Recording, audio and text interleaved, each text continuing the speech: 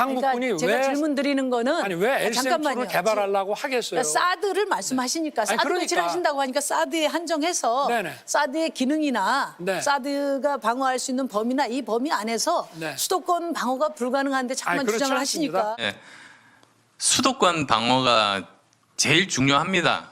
그런데 아시다시피 지금 수도권 방어가 거의 되고 있지 않습니다. 사드도 수도권을 이렇게 보호할 수는 없습니다. 근데 수도권의 제일 큰 위험 요인은 핵무기보다 장사정포입니다. 그리고 최근에 또 작년이죠. 김정은이 초대형 방사형포까지 만들었습니다. 사실 그래서 지금 사드는 40에서 150km 아주 고고도만 이렇게 하는데 이 장사정포들은 40km 이하입니다. 그러니까 사드가 사실은 좀 무력화되는 그런 상황이죠. 그러면 이걸 어떻게 해야 되는가? 사실 그래서 제가 5년 전에 이스라엘에 가서 아이언돔을 보고 왔습니다.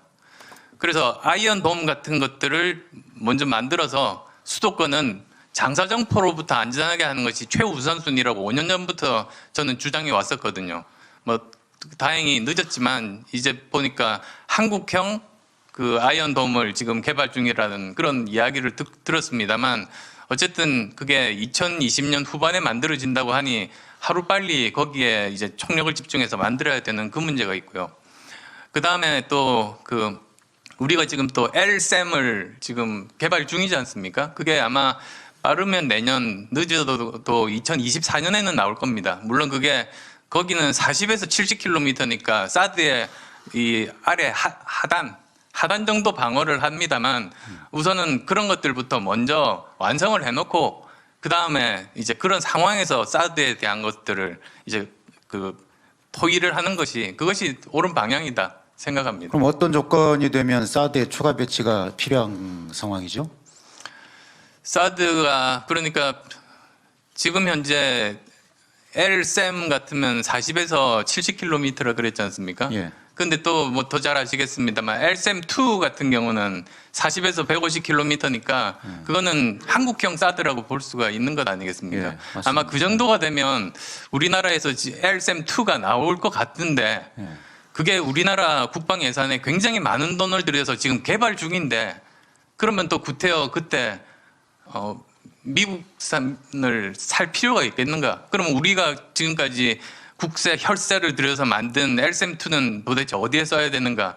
사실 그런 문제까지 고려해야 된다는 그런 생각에서 말씀드린 겁니다. 한국형 미사일 방어 체계가 구축되면 굳이 중국을 자극하면서까지 사드를 추가 도입할 필요는 없다는 생각이시군요. 저는 중국 자극 이전에 저는 주권 문제라고 생각합니다.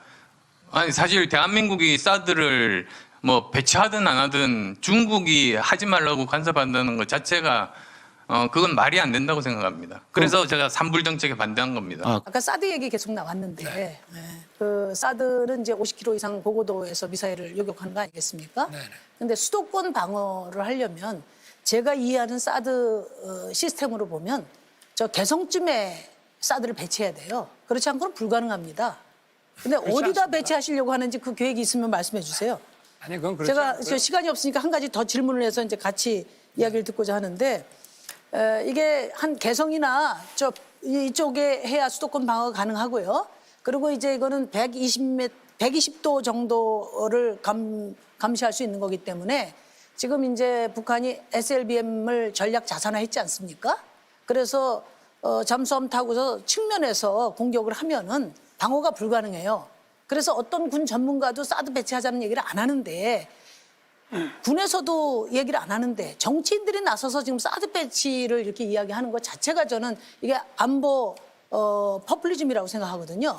답변해 주시기 바랍니다. 그건 잘못 알고 계시는 것이고요. 우리가 격투기 싸움을 한다고 할 때 측면으로 옆구리도 치고 다리도 치고 복부도 치고 또 머리도 공격하면 다 방어를 해야 되는 거기 때문에 그러니까 사드가 다양한 방향. 사드는 이제 고고도니까 네. 저희가 다층적인 고고도, 중고도, 저고도, 그다음에 측면 공격 이런 다양한 방어 체계를 만들어야 되는 것이지 뭐 사드는 옆에서 칠 때는 못 쏜다. 예. 당연하죠. 시간이 다 말씀하셔도 되는 됩니다. 다양한 중충적인 방어 그러면 체계를 만들어야 된다. 이 제 말이에요. 시간 더 드릴게요. 충분히 말씀하세요.